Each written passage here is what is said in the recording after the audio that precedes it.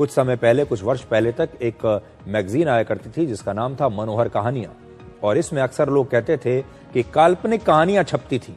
और पाकिस्तान भी ऑपरेशन सिंदूर के बाद से ऐसी ही काल्पनिक कहानियां पूरी दुनिया को सुना रहा है, अमेरिका को सुना रहा है, बाकी देशों को सुना रहा है, डोनाल्ड ट्रंप को सुना रहा है।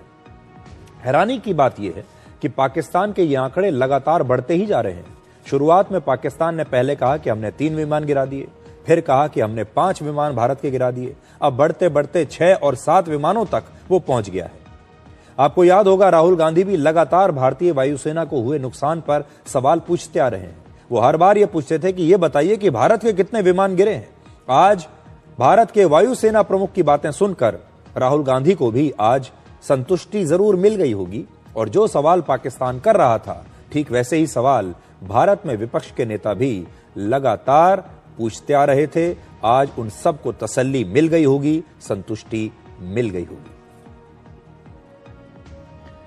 2 चेतावनियां हमने आपको बताई हैं, अब तीसरी चेतावनी देखिए। अब आपको भारत की ओर से पाकिस्तान को दी गई ये तीसरी चेतावनी देखिए, और ये चेतावनी दी है रक्षा मंत्री राजनाथ सिंह ने। गुजरात के कच्छ के रण में सर क्रीक एक खाड़ी है जो भारत और पाकिस्तान के बीच में है।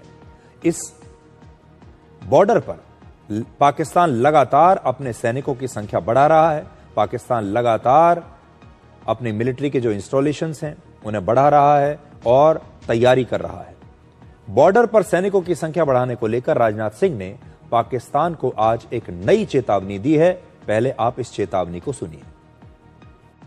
आजादी के 78 साल बीत जाने के बावजूद सरक्रीक इलाके में सीमा को लेकर एक विवाद खड़ा किया जाता है। भारत ने कई बार बातचीत के रास्ते इसका समाधान करने का प्रयास किया है, मगर पाकिस्तान की नीयत में खोट है, उसकी नीयत साफ नहीं है। जिस तरह से हाल में पाकिस्तान की फौज ने सरक्रीक के सटे इलाकों में अपना मिलिट्री इंफ्रास्ट्रक्चर बढ़ाया है, वह उसकी नीयत बताता है। साथियों, भारत की सीमाओं की रक्षा भारतीय सेनाएं और बॉर्डर सिक्योरिटी फोर्स मिलकर मुस्तैदी से कर रही हैं। अगर सरक्रीक इलाके में पाकिस्तान की ओर से कोई भी हिमाकत की गई तो उसे ऐसा करारा जवाब मिलेगा कि इतिहास और भूगोल दोनों बदल जाएंगे मेरे साथियों। और 1965 की जंग में भारत की सेना ने लाहौर तक पहुंचने का सामर्थ्य भी दिखाया।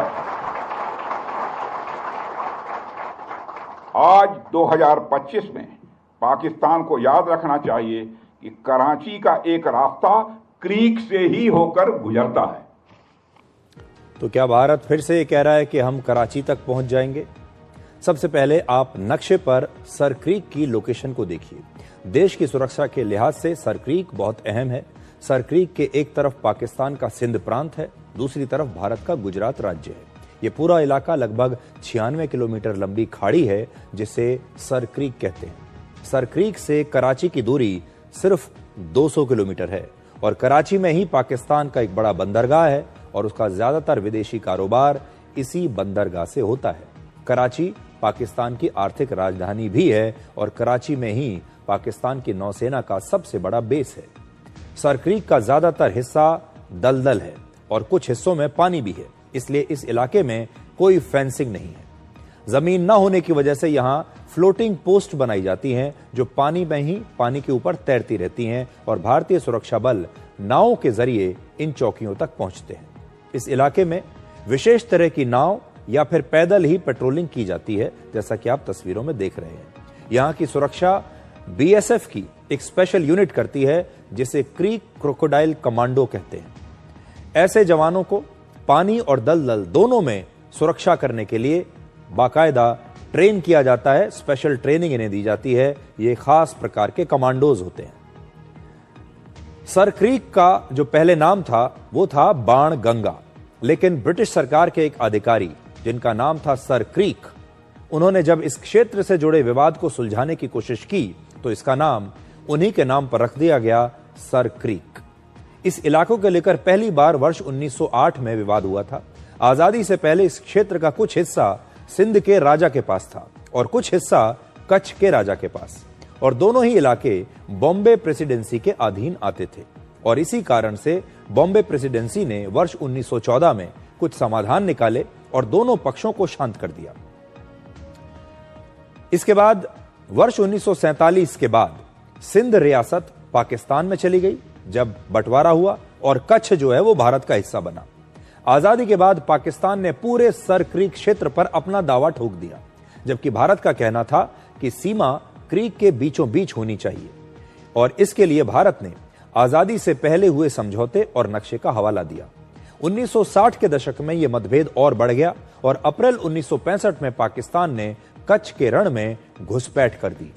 उस समय दोनों देशों के बीच कई बार हिंसक झड़पें हुई और इसके बाद ब्रिटेन के प्रधानमंत्री हैरोल्ड विल्सन ने दोनों देशों के बीच मध्यस्थता करवाई। दोनों देश संयुक्त राष्ट्र में इस सीमा विवाद को लेकर गए और इस मामले का नाम था the Indo Pakistan western boundary run of Kutch between India and Pakistan. इस मामले में 19 फरवरी 1968 को फैसला आया जिसमें कच्छ के रण का 90% क्षेत्र भारत को मिला। इसे मान लिया गया कि यह भारत का इलाका है और सर क्रीक को लेकर भारत और पाकिस्तान के बीच पिछले 67 वर्षों में कई बार बातचीत हुई है, लेकिन यह सीमा विवाद अभी तक सुलझा नहीं। अगस्त 1999 में कारगिल युद्ध के कुछ समय के बाद ही भारतीय वायुसेना ने सर क्रीक इलाके में पाकिस्तान के एक जासूसी विमान को भी मार गिराया था, जिसमें पाकिस्तान के 16 सैनिक मारे गए थे।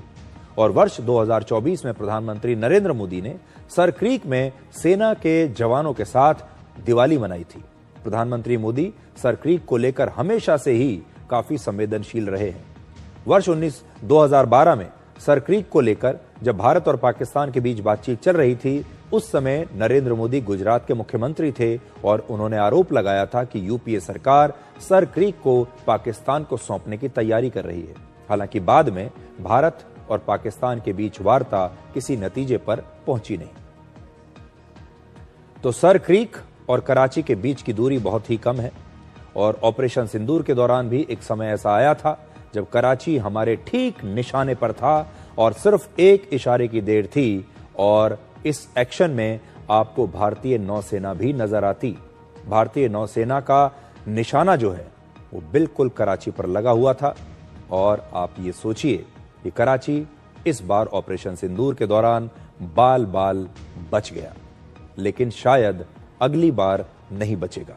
और रक्षा मंत्री राजनाथ सिंह ने जो चेतावनी दी है, आज उसका मतलब यही निकाला जा रहा है।